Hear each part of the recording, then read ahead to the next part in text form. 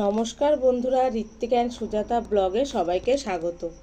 এই যে আজকে আমি তোমাদের সাথে শেয়ার করব ওলকপি আর নতুন আলু দিয়ে চিংড়ি মাছ দিয়ে একটা রেসিপি। প্রথমে আমি ওলকপি আলু কেটে ধুয়ে নিয়েছি, আর এদিকে চিংড়ি মাছটাও আমি লাল লাল করে নুন হলুদ দিয়ে ভেজে নামিয়ে নিয়েছি। তারপর তরকারিতে দেওয়ার জন্য আমি নুন হলুদ, এখানে কাঁচা লঙ্কা শুকনো লঙ্কা বাটা, জিরে আদা বাটা, আর ফোড়নে দেওয়ার জন্য জিরে আর ধনে পাতা। এদিকে আমার কড়াই গরম হয়ে গেছে, কড়াইয়ে তেল দিয়ে আমি ওলকপি আর আলুটা নুন হলুদ দিয়ে লাল লাল করে ভেজে নামিয়ে নেব। আর তোমরা সবাই কেমন আছো? আশা করি তোমরা সবাই ভালো আছো, আমিও ভালো আছি। আর তোমরা কেমন ভিডিও দেখতে চাও আমাকে কমেন্ট করে জানিও।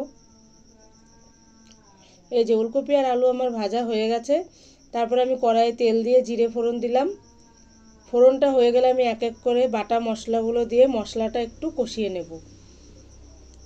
এই যে মশলা আমার একটু কষানো হয়ে গেছে, এবার আমি ভাজা ওলকপি আর আলু দিয়ে আরেকটু ভালো করে কষিয়ে নেব।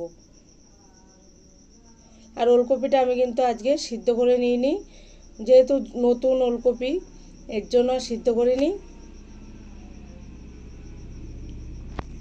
এই যে কষানো আমার হয়ে গেছে, এবার আমি জল দিয়ে দেবো।